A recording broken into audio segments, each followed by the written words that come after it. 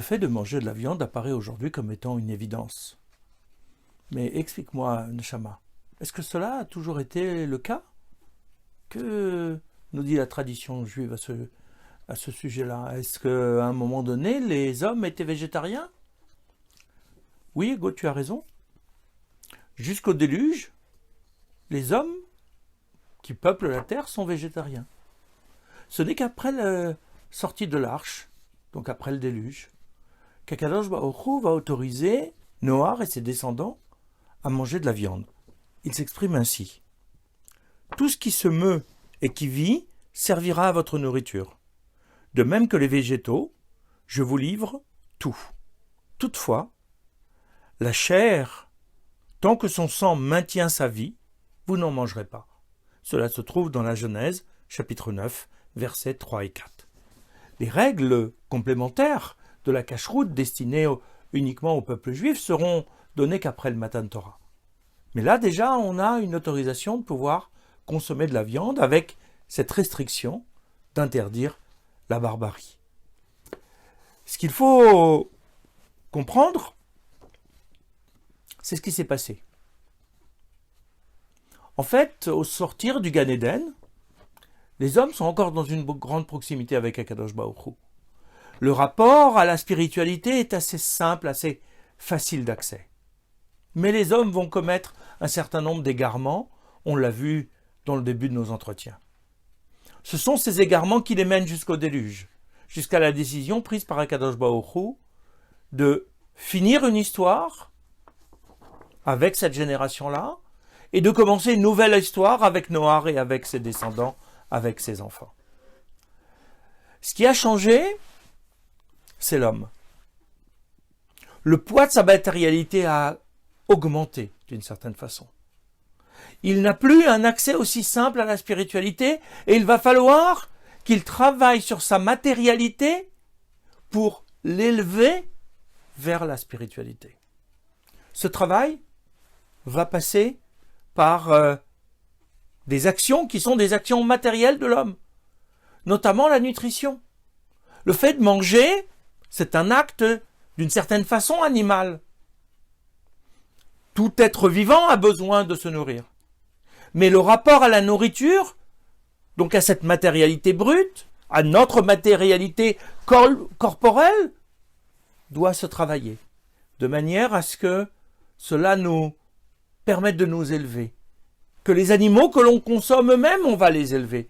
Que l'on consacre nos repas au service d'Akadosh Baruch Hu, que ce soit une occasion de nous rapprocher de Dieu et pas une occasion de célébrer notre matérialité et notre bestialité.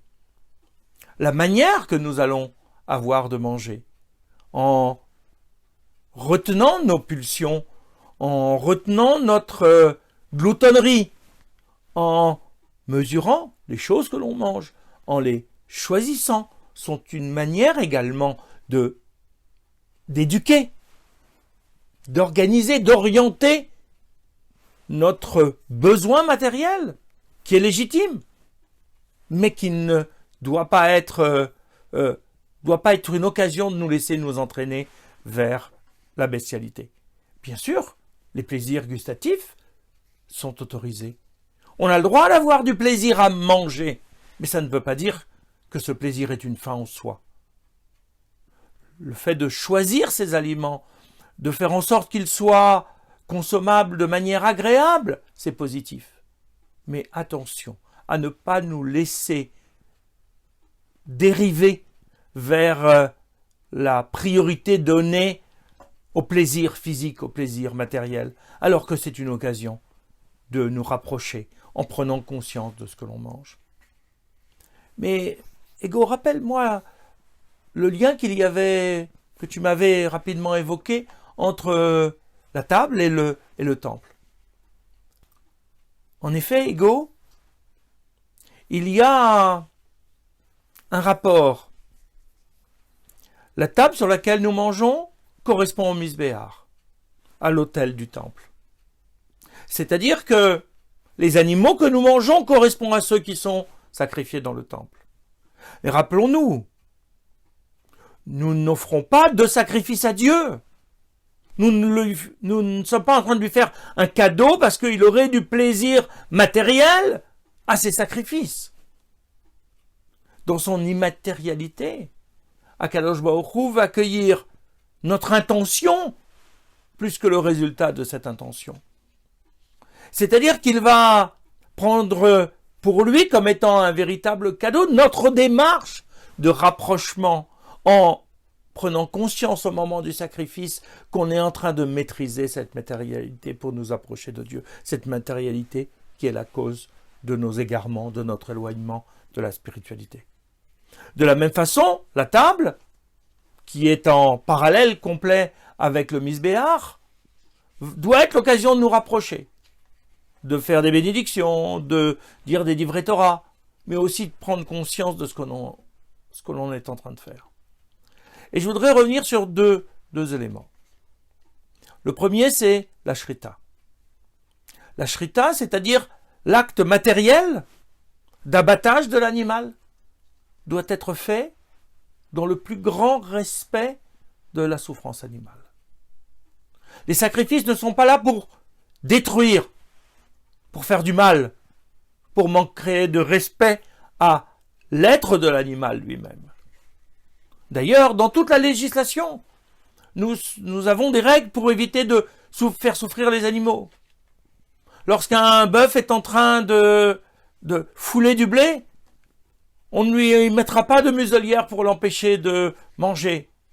Lorsqu'on charge un animal qui doit porter nos affaires, nous prendrons soin de ne pas trop le charger. Aucune violence vis-à-vis d'un animal n'est acceptable, ni violence physique, ni même ce que l'on pourrait dire une violence psychologique. Notamment, il est interdit de sacrifier, de tuer, donc, un bébé animal devant sa mère. Il faut respecter l'être de l'animal. Et cela, on le fait par la shrita, qui est un moyen particulièrement délicat, même si on ne s'en rend pas compte, nous, parce qu'on a l'impression qu'il y a du sang partout et que ça ressemble à un peu de la barbarie, entre guillemets, mais en réalité, l'animal perd très vite conscience, n'a pas de ces zones de ressenti de la souffrance sont déconnectées très rapidement et il y a le moindre souffrance possible. Mais la deuxième chose que l'on fait par rapport au temple, c'est la séparation entre le corps proprement dit de l'animal et son sang. Lorsque dans le temple on faisait un sacrifice, on recueillait le sang.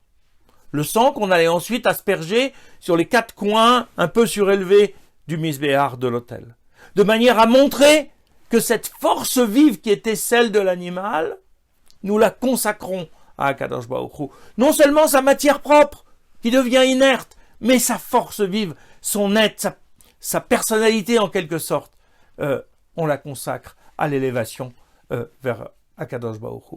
De la même façon, pour manger de la viande, il nous faut bien sûr d'abord abattre l'animal par la shrita, parce que c'est ce qui le permet de le vider de son sang, mais ensuite, en le cachérisant, on éliminera toute parcelle de sang qui pourrait encore rester à l'intérieur.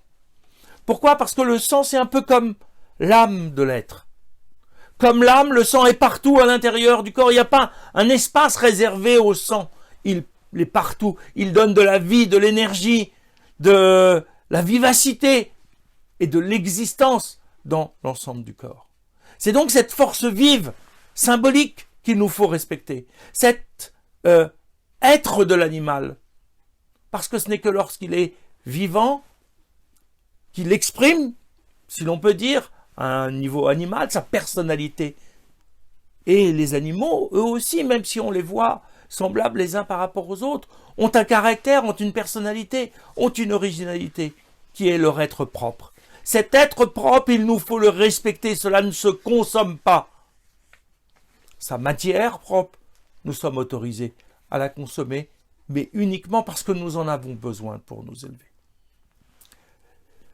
Mais si ce n'est pas l'objectif final de consommer de la viande, puisque dans les premiers temps, les hommes ne consommaient pas de viande, alors pourquoi ne pas devenir végétarien ? Pourquoi ne pas cesser dès maintenant de manger de la viande. En fait, il y a deux types de végétariens. Le végétarien le plus courant est celui qui a tellement de respect pour l'animal, pour la vie de l'animal, qu'il a le dégoût de la viande. Il n'est pas en mesure, il ne peut pas accepter de se faire plaisir en tuant un animal. Cette position est tout à fait respectable. On la comprend. C'est un sentiment profond que l'homme peut ressentir. Et à ce moment-là, sa démarche, son choix d'être végétarien correspond à un ressenti intérieur de l'individu.